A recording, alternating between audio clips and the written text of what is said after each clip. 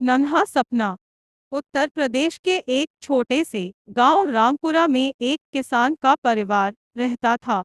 इस परिवार में बुजुर्ग दादा जी, उनके बेटे रमेश, बहू सरला और उनका 10 साल का बेटा मुन्ना था।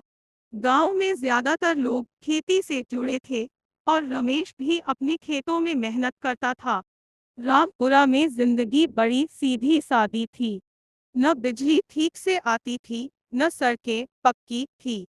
स्कूल एक ही था और वह भी 3 किलोमीटर दूर। फिर भी मुन्ना हर सुबह उठकर स्कूल पैदल जाता था।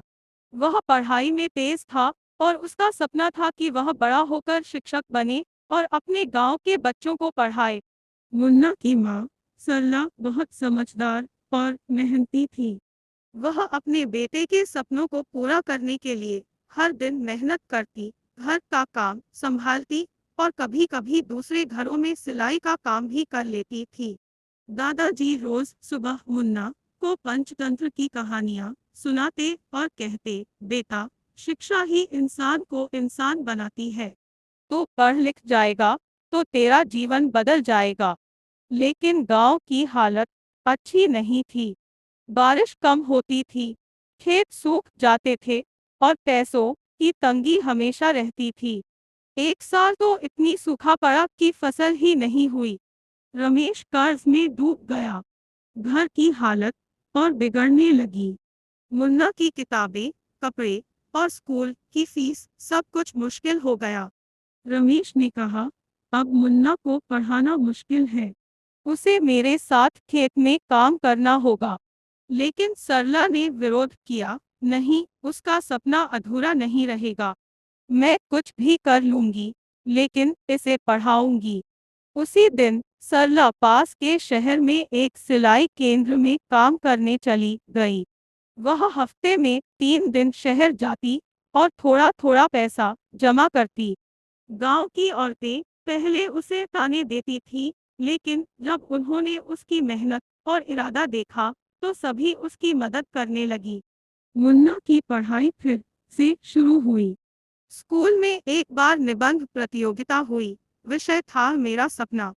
मुन्ना ने पूरे दिल से लिखा, मैं बड़ा होकर शिक्षक बनना चाहता हूँ, ताकि मेरे जैसे गांव के बच्चे, जिन्हें पढ़ने के लिए संघर्ष करना पड़ता है, उन्हें एक अच्छा भविष्य मिल सके। मुन्ना का निबंध पहले स्थान पर आया। जिला स्तर पर भी उसे सम्मान मिला। उसकी ये सफलता पूरे गांव के लिए गर्व का कारण बन गई। स्कूल के प्रधानाचार्य ने रमेश और सरला से बात की और कहा, मुन्ना को जिला छात्रवृत्ति मिल सकती है, जिससे उसकी आगे की पढ़ाई आसान हो जाएगी। समय बीतता गया। मेहनत और लगन से मुन्ना ने इंटरमीडिएट तक की पढ़ाई पूरी की। फिर एक शिक्षक प्रशिक्षण संस्थान में दाखिला लिया। गांव वाले अब उसे मिसाल के तौर पर देखते थे। धीरे धीरे वह दिन भी आया जब मुन्ना एक सरकारी स्कूल में शिक्षक बन गया, और सबसे खास बात, उसने उसी गांव के स्कूल में पढ़ाने का फैसला किया जहां वह खुद पढ़ा था। अब रामपुरा में बदलाव आ चुका था। सड़कें पक्की हो चुकी थी, बिजली नियमित आने लगी थी और स्कूल में बच्चों की संख्या भी बढ़ गई थी। मुन्ना की बदौलत स्कूल में पढ़ाई का स्तर भी सुधर गया था।